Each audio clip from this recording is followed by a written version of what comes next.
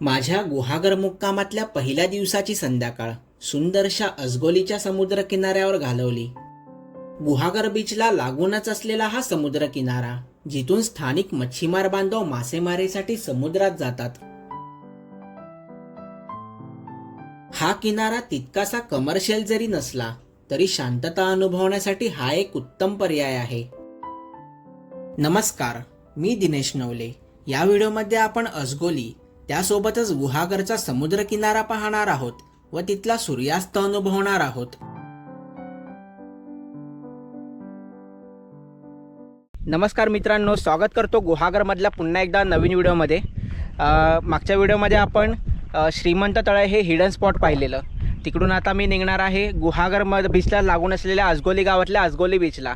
आता सनसेट व्हायला आलाय, सूर्य आता अस्ताला चाललाय. अर्ध्या पाऊण तासात सनसेट होईल. आता मला सनसेट तिकडून एन्जॉय करायचा आहे. चला तर मग आपण निघूया अजगोली बीचला. श्रीमंत तळापासून पुन्हा माघारी फिरलो व गुहागर व्ह्यू पॉइंटला येऊन पोहोचलो. येथून सुरुवातीला अजगोली व त्याला लागूनच असलेला गुहागरचा लांबवर पसरलेला समुद्र किनारा पाहिला.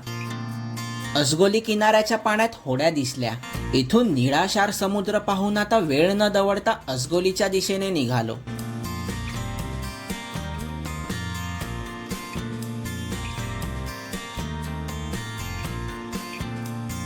तीव्र उतारावरून गाडी वेगाने खाली उतरू लागली.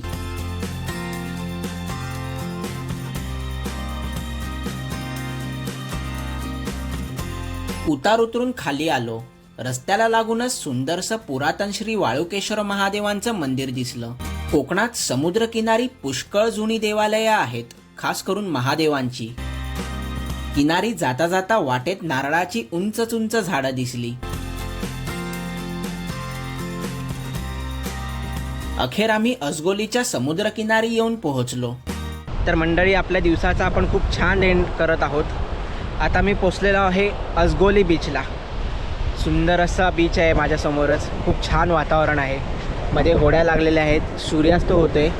मावळतीची किरणं सगळी पाण्यावर पसरली आहेत. आता मी तुम्हाला दाखवतोच तो सगळा व्ह्यू, तुम्ही बघू शकता. छान असा हा बीच आहे. क्लीन बीच आहे हा. किनारी येताच फिकट तपकिरी मौशार वाळूच्या लांब सडक किनाऱ्यावरून नजर फिरवली. मावळतीच्या सूर्यकिरणांमुळे ती चमकून सोनेरी रंगाची वाटतायत.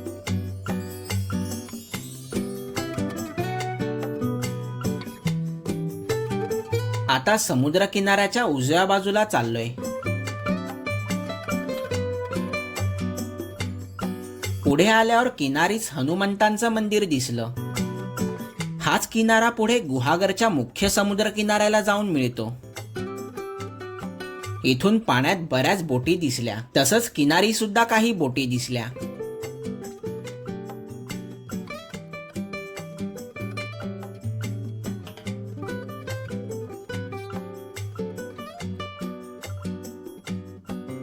अशीच एक बोट स्थानिक गावकरी मासेमारीनंतर किनारी लावत आहेत. ही प्रक्रिया बघताना सोपी जरी वाटत असली तरी त्यामागे प्रचंड मेहनत आहे. बोट वाळूमध्ये रुतू नये यासाठी 5 ते 6 लाकडी ओंडके खाली ठेवून मग त्या बोटीला त्या ओंडक्यावरून खेचून पुढे ढकलली जाते. मीही काही क्षण थांबून त्यांची ती पारंपरिक प्रक्रिया पाहू लागलो.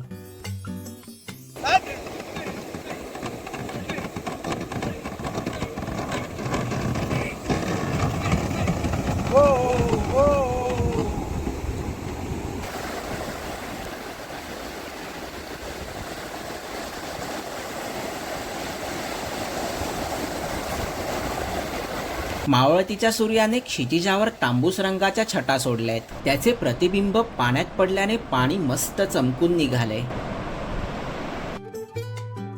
अजगोली पासून ते पुढे गुहागर पर्यंत हा एक सलग समुद्र किनारा साधारण 7 ते 7.5 किलोमीटर इतका पसरलेला आहे.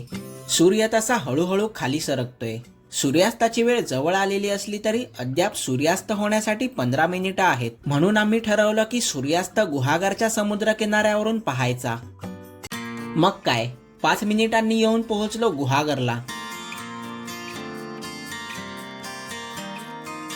मुख्य रस्त्याला लागूनच श्रीदेव व्याडेश्वर महादेवांचं पुरातन मंदिर दिसलं, ज्यावर मी या अगोदरच सविस्तर व्हिडिओ बनवलाय. व्याडेश्वर मंदिरासमोरच्या अरुंद रस्त्याने गुहागरच्या समुद्र किनारी निघालो. किनारी जाण्याच्या दुतर्फा वाटेवर उंच उंच नारळी पोफळीच्या घनदाट बागा दिसल्या.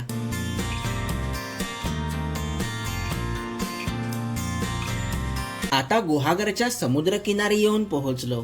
लांबूनच सूर्याचा तांबूस गोळा आता अस्त होण्याच्या मार्गावर दिसतोय. तिथल्या मऊशार वाळूवरून चालत समुद्रापाशी चाललोय. समुद्र तसा खूपच आत सरकलाय.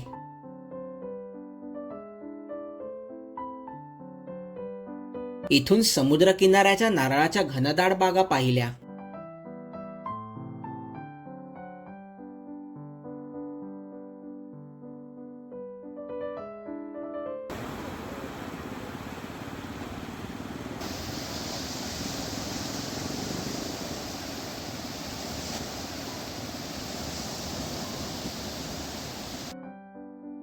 बस थोडीच मिनिटं, मग तो समोरचा सूर्य कधी दिसेनासा होईल ते आपल्याला समजणार नाही.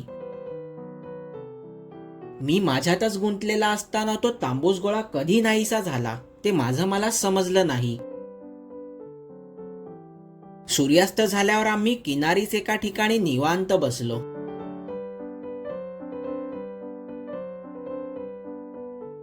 किनारी आलेले पर्यटक घोडागाडी व उंटाच्या सफारीचा मनमोहरात आनंद लुटत आहेत.